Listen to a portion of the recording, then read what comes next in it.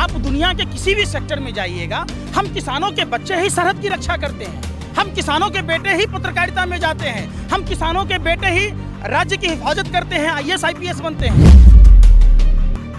जिन पंजाबी समुदाय के लोगों के बारे में कुछ मीडिया के दलाल पत्रकार और भाजपा के लोग विकृत मानसिकता के लोग बोलते हैं, मैं उनको इतिहास बताना चाहता हूं। जब हिंदू धर्म खतरे में था तो गुरु तेग बहादुर जी ने अपने शीश की बलिदान दिया था।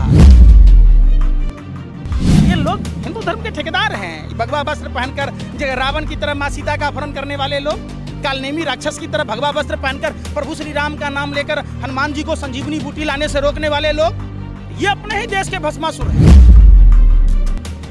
हम कभी रफ भाषा नहीं बोलते थे, लेकिन आज पता नहीं क्यों जब ये इस तरीके का प्रोपेगेंडा फैलाया जा रहा तो मुझे भी गाली देने का मन करता है। कैसे मानेंगी? अंबानी अडानी से जो दलाली लिया है वो पैसा आप दीजिएगा? ये 1000 ऑफिस जो पूरे देश में बना है, भाजपा का 5 स्टार कार्यालय, पैसा कौन दिया है? आलू 10 रुपया के 5 किलो बिकता था, 2 रुपये किलो, तब भी चिप्स का दाम 10 रुपया था। आज 50 रुपये है, फिर भी 10 रुपया है। मतलब कितना का मुनाफा है? 6000 रुपया सालाना, 365 दिन होते हैं, 16.5 रुपया प्रतिदिन हुआ। क्या हमारी औकात हमको भिखारी से भी बदतर बना दिया? हम किसान भिखारी हैं। आप एक दिन के लिए विधायक मंत्री बनिएगा तो पूरी जिंदगी आपके बच्चों को, आपकी बीवी को, सबको सुविधा होगा। आप 3 बार चुनाव लड़िएगा, विधायक का, जिला परिषद का, MLC का, लोकसभा का, राज्यसभा का, तो सबका वेतन मिलेगा। हमको क्या मिला? 16 रुपया। शिक्षा व्यवस्था देश की खत्म हो गई, हमारी अर्थव्यवस्था खत्म हो गई, हमारा देश बांग्लादेश जैसे देश में से पीछे हो गया हर मामले में। मोदी जी के शासन में पिस गया पूरा देश, विकास चला गया बांग्लादेश। जो खुद उग्रवादी है, देश का पहला आतंकवादी कौन था? नाथूराम गोडसे। देश की आजादी को किसने कुचलने की बात की? यही रॉयल सीक्रेट सर्विस वाले। बिहार ਦੇ किसान खड़े है तो मेरे ख्याल गांधी परिवार ਨੂੰ ਇੱਥੇ ਆ ਕੇ ਸਪੀਚ ਦੇਣ ਦਾ ਤਰੀਕਾ ਜ਼ਰੂਰ ਸਮਝਣਾ ਚਾਹੀਦਾ ਹੈ कि जिस तरह वो किसानों का पक्ष रख रहे हैं, किसान ने सर जैसे आपने सबको पकड़ा हुआ है, ऐसे तो लग रहा है आप किसी सियासी मंच से, आप तो किसी सियासतदान को भी बात दे सकते हैं। एक बात बताइए, क्या किसान का बेटा अपने हक की बात नहीं कर सकता? कितना मीडिया का खौफ है देश में, कितने तरीके के दुष्प्रचारित करते हैं आप लोग कि कोई देश का नुमाइंदा आने को से कतरा रहा है, डर से किसी भी पॉलिटिकल पार्टी के लोग नहीं आ रहे। कहीं आप उसको खालिस्तानी न कह दीजिए, खालिस्तानी समर्थक न कह दीजिए, टुकड़े टुकड़े गैंग के लोग, माने आप ही लोग तय करते हैं क्या बैठ के बंद कमरों में? अरे हम तो देवान से ना, आप पूछ रहे सियासी लोग, क्या हम किसान के? मैं कह रही हूँ आपके बोलने का तरीका बहुत बढ़िया, आप स्पीच भाषण, आपने इतने लोगों को, किसान की आवाज़ नहीं पहुंच रही ना, तो आपका पहुंचाने का तरीका अच्छा है। मैं वो कह रही हूँ, आपको तारीफ कर रही हूँ। तो लाल बहादुर शास्त्री कौन थे? महात्मा गांधी कौन थे? सरदार पटेल कौन थे? भगत सिंह कौन थे? चंद्रशेखर आजाद कौन थे? सुभाष चंद्र बोस कौन थे?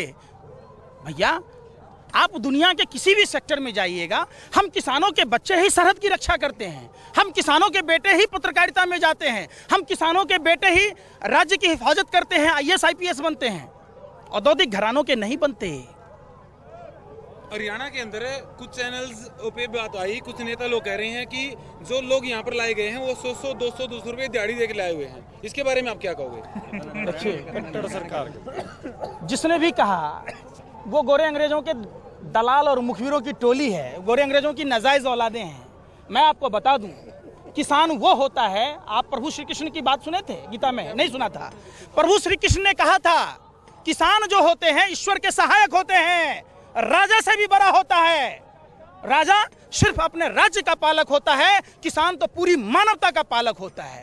फिर दूसरी बात, जिन पंजाबी समुदाय के लोगों के बारे में कुछ मीडिया के दलाल पत्रकार और भाजपा के लोग विकृत मानसिकता के लोग बोलते हैं, मैं उनको इतिहास बताना चाहता हूं। जब हिंदू धर्म खतरे में था तो गुरु तेग बहादुर जी ने अपने शीश की बलिदान दिया था। गुरु गोविंद सिंह जी जो बिहार से आते हैं, हमें फक्र है कि मैं उनकी धरती से मैं पैदा लिया, ऐसे गुरु के धरती पर जन्म लिया जिन्होंने अपने बच्चों की कुर्बानी दी, अपनी कुर्बानी दी और हिंदू धर्म की रक्षा की। ये लोग हिंदू धर्म के ठेकेदार हैं। भगवा वस्त्र पहनकर जगह रावण की तरह मां सीता का अपहरण करने वाले लोग, कालनेमी राक्षस की तरह भगवा वस्त्र पहनकर प्रभु श्री राम का नाम लेकर हनुमान जी को संजीवनी बूटी लाने से रोकने वाले लोग, ये अपने ही देश के भस्मासुर हैं। ये आधुनिक भारत के जयचंद प्रधानमंत्री हैं और उनकी पूरी टोली के लोग वही हैं। एक बात बताइए, फर्क होता है परवरिश का। गाय को कितना भी रूखा सूखा खिलाइए भूसा, वो दूध ही देगी, और सांप को कितना भी दूध पिला दीजिए वो विषे उगलेगा।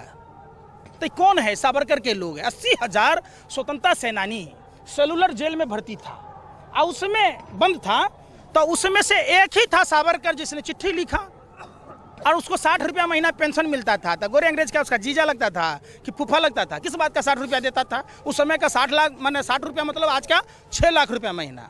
ये वही कौम के लोग हैं। जब देश आज़ादी की लड़ाई लड़ रहा था 121 लोगों को फांसी पर लटकाया गया, 93 चूम लिया। क्या कि हम वतन के लिए जी रहे। ये वही कौम के लोग हैं। 2600 लोगों को उम्र कैद की सजा दी गई, 2100 लोग इसी समुदाय के थे। गोरे अंग्रेजों ने तो नहीं कहा कि पंजाबियों को भी क्या परी है भैया, देश की आज़ादी की लड़ाई लड़ रहा, पूरा हिंदुस्तान में कोई नहीं है। ये गोरे अंग्रेज के दलाल और भरवे बोलते हैं तो शर्म नहीं आती है इनको? एक बात बताइए, हम कभी रफ भाषा नहीं बोलते थे, लेकिन आज पता नहीं क्यों जब ये इस तरीके का प्रोपेगेंडा फैलाया जा रहा तो मुझे भी गाली देने का मन करता है। आप ये बताइए, हाँ। बुजुर्ग, बच्चे और युवा सभी रोड के ऊपर बैठे हैं, सरकार आखिर मान क्यों नहीं रही? कैसे मानेगी? अंबानी अडानी से जो दलाली लिया है वो पैसा आप दीजिएगा? ये 1000 ऑफिस जो पूरे देश में बना है, भाजपा का 5 स्टार कार्यालय, पैसा कौन दिया है? एक बात बताइए, अगर आपको लड़का नहीं हो रहा है तो अपनी पत्नी को दूसरे के यहाँ तो नहीं भेजिएगा ना, उसका इलाज कराइएगा ना। तो इस सरकार निजीकरण के नाम पर पूरे देश को बेच रही है। क्यों ठेका दे रही है?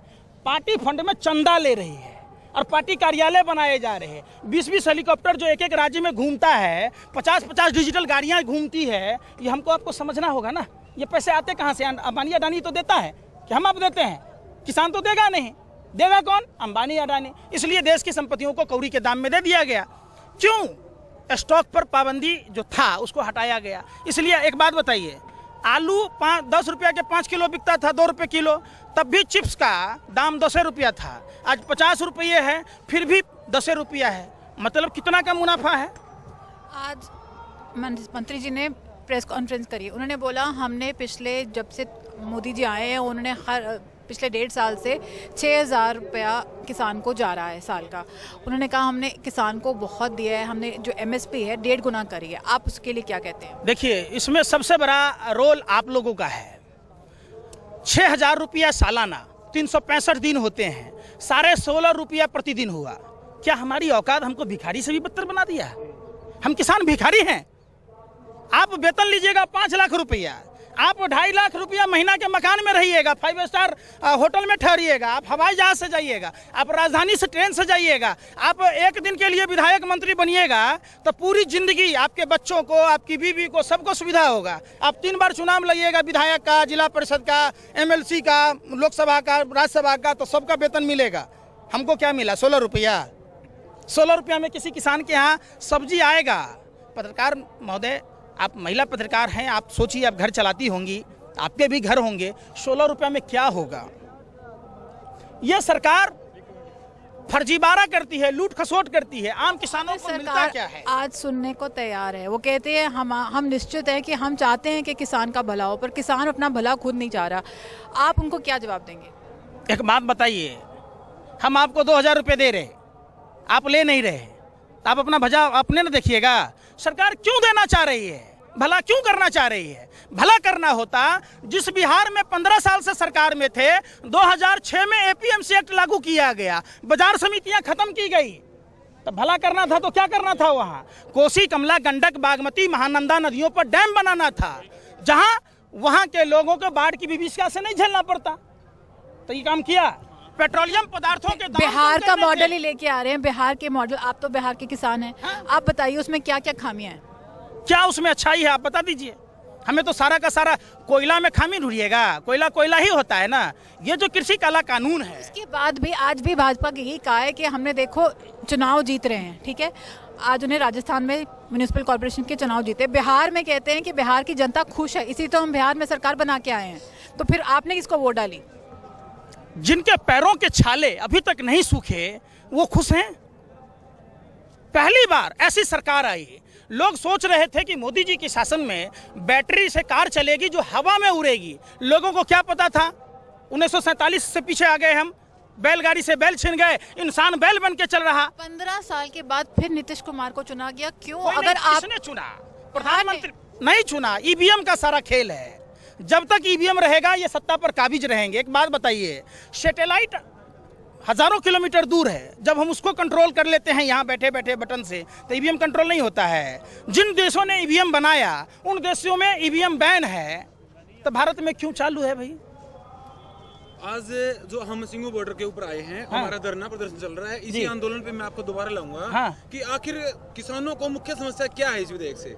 इस विधेयक से सबसे बड़ी समस्या है, आप अगर देखिएगा, जमाखोर क्या करेगा, अंबानी अडानी जैसे जो 900 जिलों में बना रहे वेयर हाउस, जब किसान का फसल उगेगा तो कौड़ी के दाम में खरीदेगा और अपने में स्टोर कर लेगा, स्टोर करेगा, मार्केट में उसको जब महंगे दामों में बेचेगा और हमें तो कीमत मिलेगी नहीं, वो उसी समय छोड़ेगा, तो हमारी रीढ़ की हड्डी टूट जाएगी। पहली बात, इससे उपभोक्ता पर भी असर पड़ेगा, तो ये असर है सबसे पहला।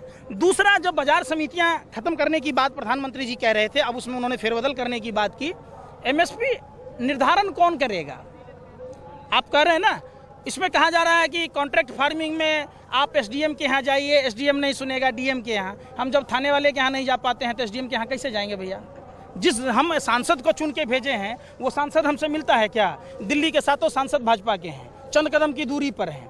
देश में इतने सांसद हैं, चंद कदम की दूरी पर, जहां से 7-8 घंटे में हरियाणा पंजाब से आ सकते थे, उन लोगों को दिल्ली नहीं जाने दिया जा रहा है। जब हम अपने जिनको नुमाइंदा चुनते हैं, जब वो नहीं मिल रहा है, तो सरकार का जो नुमाइंदा होगा, आप समझ सकते हैं, उससे कैसे मिला जाएगा? अमित शाह जी कह रहे हैं कि किसानों को जल्दी मना लिया जाएगा।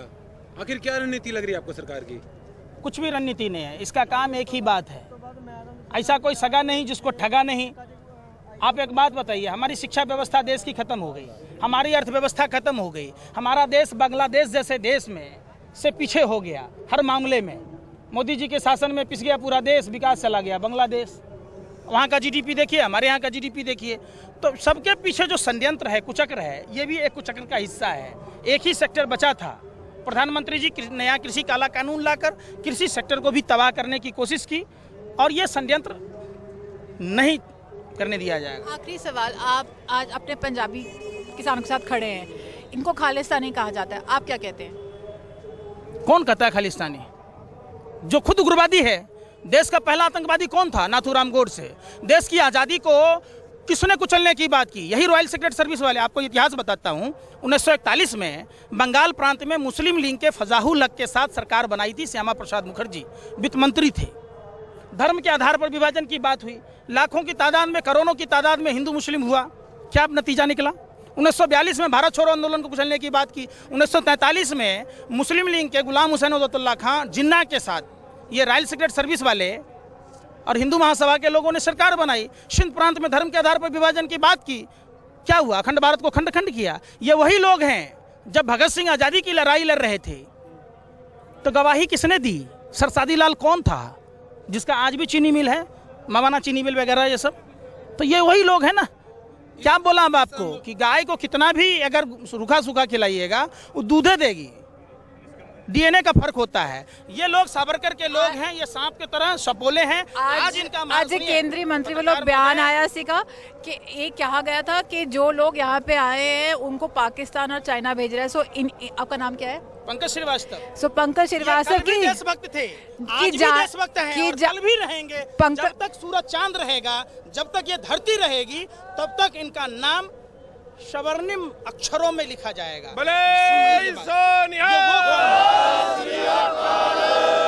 सो उस टिप्पणी वास्ते पंकज श्रीवास्तव जी नाल गल कीती ते वो बड़ा साफ दिखांदे ने कि किसान जानते ने, वो समझते ने। इतिहास की गल होए, जीडीपी की गल होए, ये हर जगह नज़र आती है कि उन्होंने पता है कि किस तरह गल करनी है और की कारण है आंदोलन करने का। सो अज जिहड़ा एक गुस्सा है बहुत सिखर ते पहुँच चुके हैं। हुण नीचे लियाण लई इन्हां नाल बैठ के इन्हां नूं अपने तो बराबर नहीं, अपने तो उच्चा समझ के इन्हां दी गल सुनने का वक्त आ गया है।